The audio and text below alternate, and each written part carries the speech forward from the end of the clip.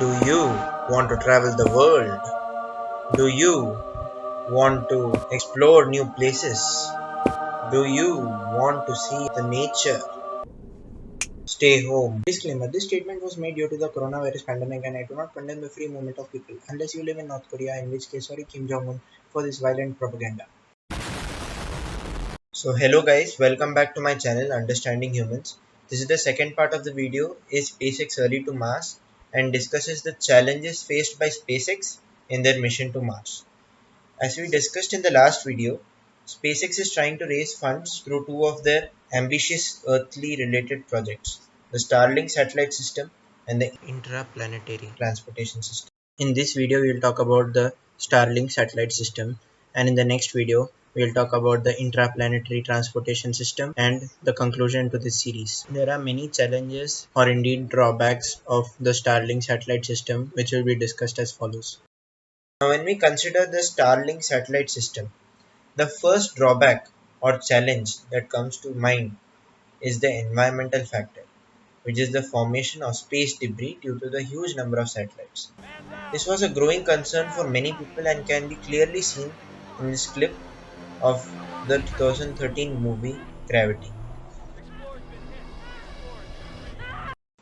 Due to the presence of 42,000 satellites, the chance of space debris is high when considering space flight and other such space exploration activities. Addressing the problem of space debris, the following statement has been made according to the sources of Business Insider.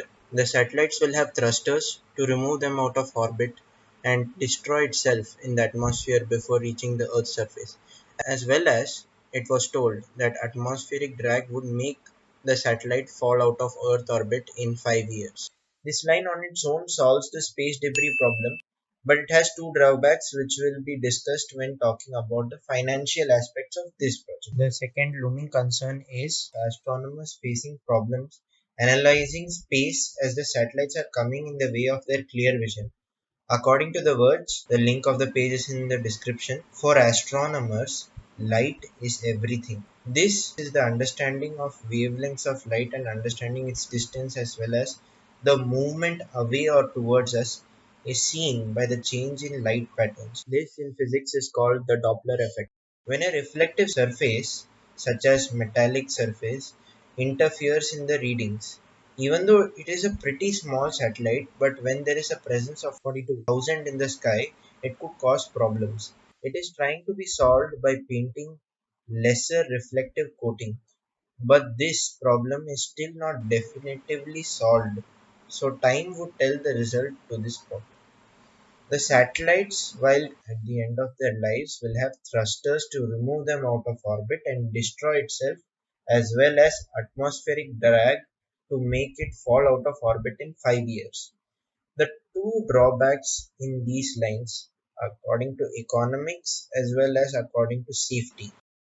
The correct coordination of the satellites at the end of their lives for a safe landing requires high amount of scientific knowledge, which obviously increases the cost of the mission in the longer run.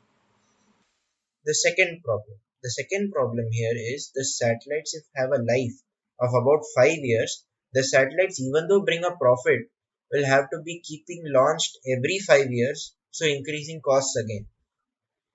Now speaking of profits, the Starlink program is aimed at providing lag-free internet across seas.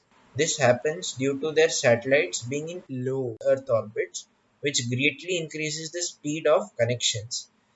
This happens when one satellite is transmitting laser beams from one satellite to the other, and each satellite is connected to 4 satellites on its side. It is said that this will increase connectivity in rural and remote areas, but its main use is in the financial and teleconference companies across the world because they require lag free internet and so much of accuracy. But the problem is that these two sectors is a niche in the market. So the profitability of such a project is a questionable process. $10 billion will be the cost, whereas $30 billion will be the profits each year. These are some of the sources from which I have seen information related to this project. Links of them are in the description. The problem here is that there is a presence of many hidden costs when it comes to a player entering a new industry. Like for example, startup costs, the cost for delays, the costs for temporary settlements made until the final project is released, cost of unforeseen events like this coronavirus pandemic, and many other costs not known at the time and not known on which time will play. But considering all these drawbacks, there is one more point to be noted that Elon Musk has been involved in many such ventures and may know how to handle this situation because he was the first one to be involved in the reusable space rockets and the birth of one of the first mainstream electric cars was given by Tesla. But needless to say that these are pretty great challenges to be seen before. Okay guys, that wraps up this video. Thanks for watching. The third part to this series, the conclusion, will be coming soon, so stay tuned. If you have not watched the previous one yet, you should check it out. It is a video on the overview of the space industry in the present times. If you like this video, give it a thumbs up, share it with your friends, and if you like this channel, consider subscribing. Until we meet next time, Namaste.